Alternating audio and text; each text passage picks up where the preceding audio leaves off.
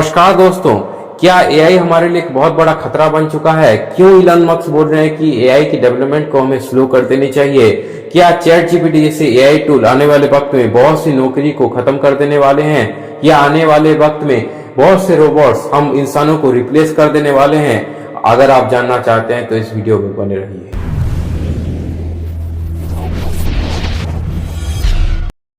AI की शुरुआत 1950 तक हो गई थी। एआई का आविष्कार जॉन मैकार्थी ने किया था। जॉन मैकार्थी एक कंप्यूटर वैज्ञानिक थे। 1955 में पहली बार जॉन मैकार्थी ने आर्टिफिशियल इंटेलिजेंस वर्ड को इंट्रोड्यूस किया था। 1956 को दुनिया का सबसे पहला एआई प्रोग्राम बनाया गया था जिसका नाम था लॉजिक थ्योरी, जो कि मैथमेटिक्स प्रॉब्लम को सॉल्व करता था। इस एआई को एलन नेबल, जेसी शोर और हार्वर्ड साइमन ने मिलकर बनाया था। 1970 को एआई को पहचान मिली थी। जापान ने एआई का इस्तेमाल करके 1981 में 5th जनरेशन कंप्यूटर को बनाया था। एआई भी 3 प्रकार के होते हैं। पहला होता है नैरो एआई, दूसरा होता है जनरल एआई और तीसरा होता है सुपर एआई। नैरो एआई का इस्तेमाल हम अपने मोबाइल में करते हैं। जब हम अपने मोबाइल में फेस अनलॉक फीचर को ऑन करते हैं तो वो फीचर नैरो एआई के कारण ही मुमकिन हो पाता है। दूसरा इस्तेमाल हम करते हैं कैमरा में। कैमरा में हम जब ऑटो फोकस करते हैं तो कैमरा का ऑटो फोकस नैरो एआई के कारण ही काम करता है।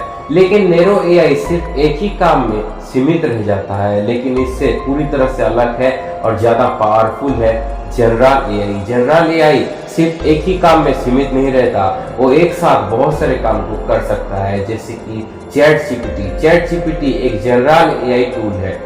एआई के बारे में किसी को मालूम नहीं था, लेकिन ओपन एआई अमेरिकन कंपनी ने जैसे ही नवंबर 30, 2022 को चैट जीपीटी लॉन्च किया तो लोगों को ये मालूम चला कि एआई कितना पावरफुल है। चैट जीपीटी की पॉपुलैरिटी इस तरह बढ़ी कि चैट जीपीटी ने सिर्फ 5 दिनों में ही 1 मिलियन के आंकड़े को क्रॉस कर लिया। 1 मिलियन यूजर्स का आंकड़ा इतना बड़ा था कि 1 मिलियन यूजर्स तक पहुंचने के लिए फेसबुक को 10 महीने लगे थे, स्पॉटिफाई को 5 महीने लगे थे और इंस्टाग्राम को 2.5 महीने लगे थे। लेकिन इन सब को पीछे कर दिया चैट जीपीटी ने। चैट जीपीटी ने सिर्फ 5 दिनों में ही 1 मिलियन यूजर्स का बेस बना लिया था। इसी से आप अंदाजा लगा सकते हैं कि एआई की पॉपुलैरिटी दिन ब दिन बढ़ती जा रही है। अमेज़न, नेटफ्लिक्स जैसी बड़ी बड़ी कंपनी अपने बिजनेस को ग्रो करने के लिए चैट जीपीटी जैसे एआई टूल का इस्तेमाल करते आ रहे हैं। वहीं दूसरी ओर चैट जीपीटी के कारण बहुत सारे क्रिएटिव जॉब्स अभी खतरे में आ चुके हैं, जैसे कि कंटेंट क्रिएटर्स।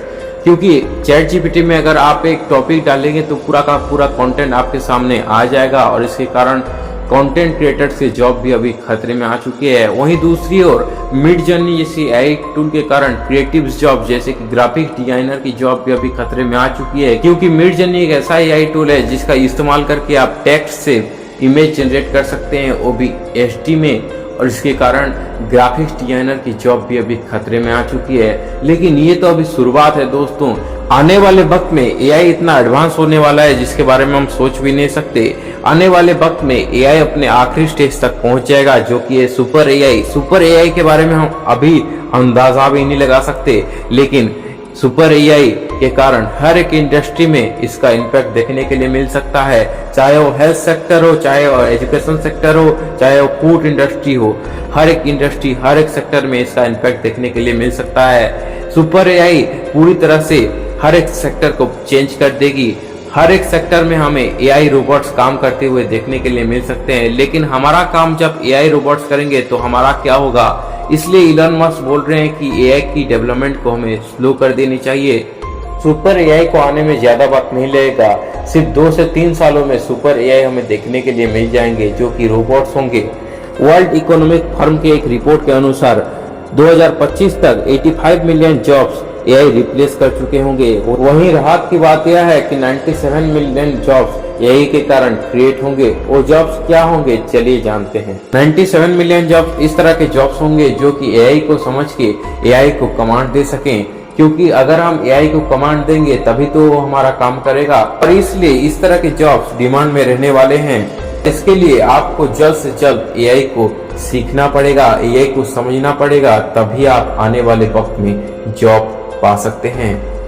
अभी हम किसी भी इंटरव्यू में जाते हैं तो हमको ये पूछा जाता है कि क्या आपको कंप्यूटर की बेसिक नॉलेज है, क्या आपको कंप्यूटर लैंग्वेज के बारे में पता है। लेकिन आने वाले वक्त में हमको ये पूछा जा सकता है कि क्या आपको एआई के बारे में मालूम है, क्या आपको एआई के बेसिक नॉलेज के बारे में मालूम है, क्या एआई का इस्तेमाल करके आप अपने काम को अच्छी तरह से कर सकते हैं। इस तरह के सवालों का जवाब देना पड़ेगा हमें आने वाले जॉब्स इंटरव्यू में, और इसलिए हमको तैयार रहना पड़ेगा।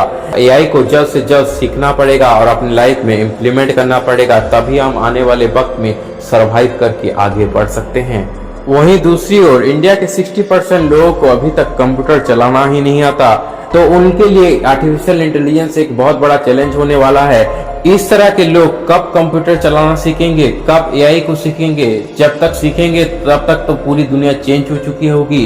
लेकिन इससे ही बड़ी खतरे की बात यह है कि जो लोग अनएजुकेटेड हैं, जो लोग पढ़ाई लिखाई नहीं जानते, उनका क्या होगा? इस तरह के लोगों को तो एआई जल्द से जल्द रिप्लेस कर देगी, तो उनको सरवाइव करने के लिए भी बहुत मुश्किलों का सामना करना पड़ सकता है। इन लोगों को आने वाले वक्त में इस तरह के मुश्किलों का सामना करना पड़ सकता है जितना वो सोच भी नहीं सकेंगे। अगर हमको आने वाले वक्त में आगे बढ़ना है तो एआई का इस्तेमाल हमको सीखना पड़ेगा, और एआई को सीखकर हमें अपनी लाइफ में प्रोडक्टिविटी को बढ़ाना पड़ेगा।